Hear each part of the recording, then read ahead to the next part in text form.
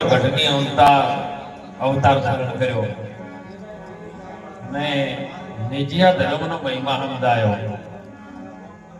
આપણો ભારતનો ધર્મ શું છે? પેલું તો કારણ કે શબ્દો આવે ને એટલે કેવું પડે કે ભજનમાં મળન એટલે એક થાવું. જ્યાં સુધી એકતા ન આવે ત્યાં સુધી ભજન ન થાય. આપણા ભારતના દીકરાઓને હાલ ઘણું નયનભાઈ કહેવું પડે છે, આપણે ધર્મ કરીએ, આપણે હિન્દુ ધર્મના બાળકો છીએ, ભારતના સનાતન ધર્મના બાળકો છીએ, પણ આપણે સનાતન શું છે ને હજી દોડતા નથી. એટલે મહાપુરુષે કીધું કે વર મે મત ભૂલો ને ગમારા તમે પ્રેમથી જોઈ લો પ્યારા. એક ખટ શાસ્ત્ર ને 18 પુરાણો જેના, એક વિશ્વ બ્રહ્માંડ 20 તારા. અરે ચાર વેદ તો બ્રહ્માને ભણતા, એ સાહેબ ગુણથી છે ન્યારા. બનમે મત ભૂલો ને ગમારા તમે પ્રેમથી જોઈ લો પ્યારા. ચાર વેદ બ્રહ્માજી આપણા જે 33 કોટી દેવી દેવતાઓમાં જે બ્રહ્મા વિષ્ણુ મહાદેવ એ 3 મેન છે, પણ બ્રહ્માજી ચાર વેદ ભણતા હતા. અને વેદ કને આયા છે ને અત્યારે વેદ વાળા શું કરે છે ની બહુ કોણ રાખે. વેદ વાંચતો હોય ને એને મોઢે બીડી નો આવે, એને મોઢે મસાલો નો આવે, અને તો વ્યસન કરીને વેદ વાંચતા હોય તો મહાપુરુષો કે આ વેદ તમને દુખી કરે. એટલે મહાપુરુષો સંતો આપણને એક જ ધર્મની વાત કરે છે. સહદેવ જોશી વાત કરી હો નયનભાઈ કે હકે હાલો ને તમે વચને માલ જો, એ ખરી વર્તી મારી એ તમે ખેલો રે ભાઈ. જોઈ લો ભાવનો છે મેળો.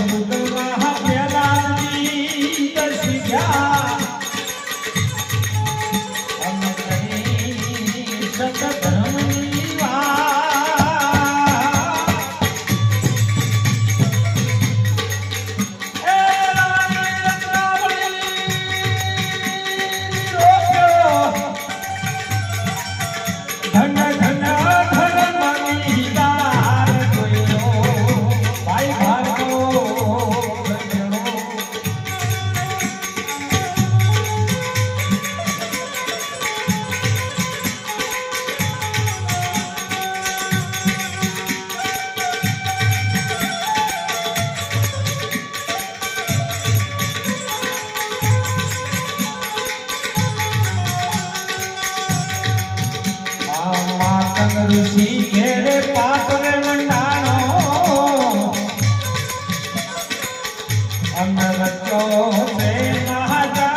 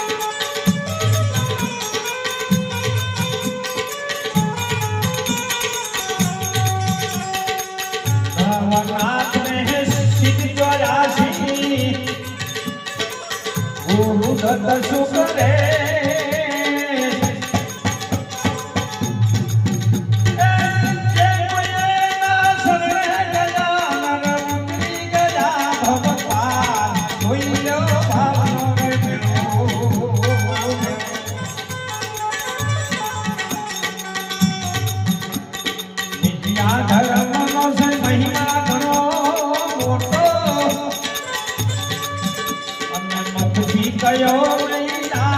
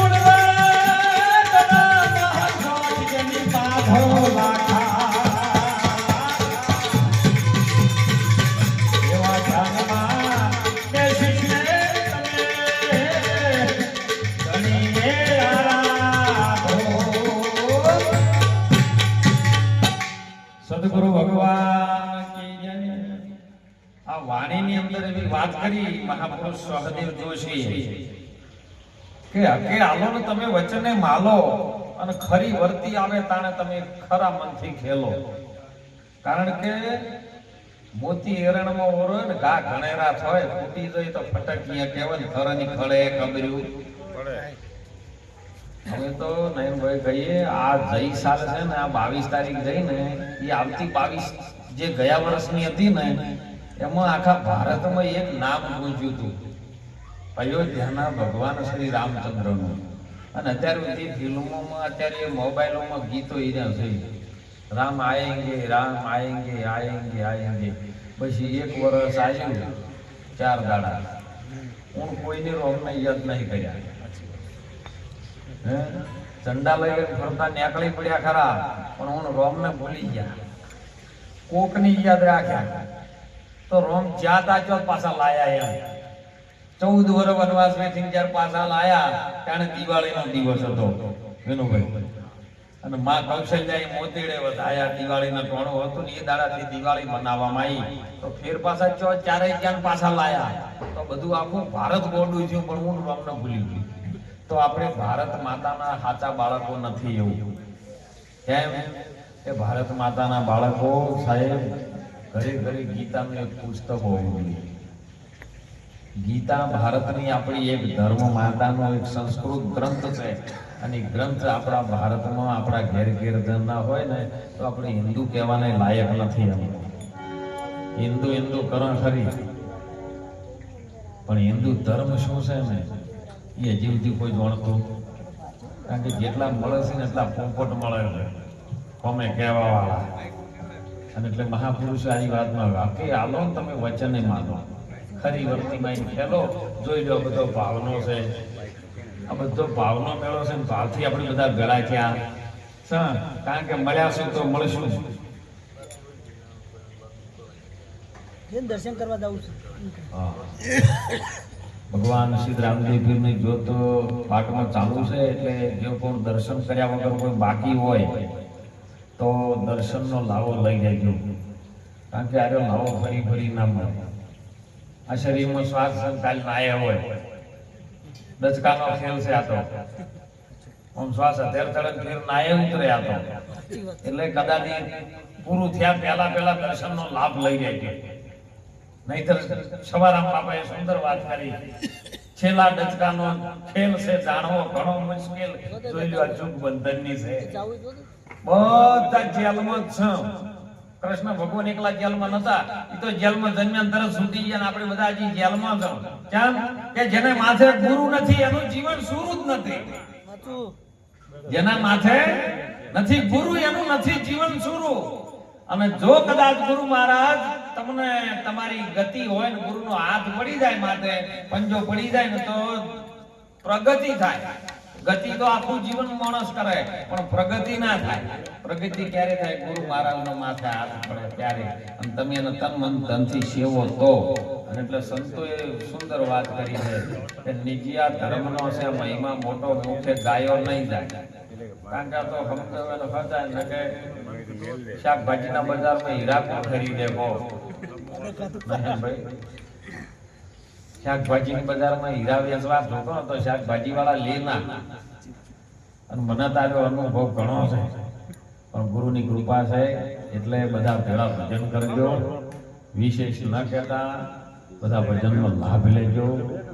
ભગવાન રામદેવજીના જ્યોતના દર્શન કદાચ જીવનમાં જો આપણે એક વખત કરીએ તો ભગવાન રામદેવજી 24મા ફરમાનમાં કહી ગયા કે ભૂલે ચૂકે કદાચ કોઈ ઘરે પીપળનું ધૂપ થતું હોય અને ભગવાન શ્રી રામદેવજીની ગાયના ઘીની જ્યોત પ્રગટ થતી હોય અને જો મારો પાઠ થતો હોય હું અવશ્ય હાજરી આપું છું નહીં. એ પારખવાની ગતિ આપણામાં હોવી જોઈએ.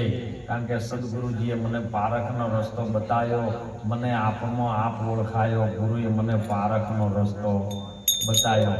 ઓહમ બ્રહ્મામ સોહમ શંકર વિષ્ણુએ રરા સુનાયો.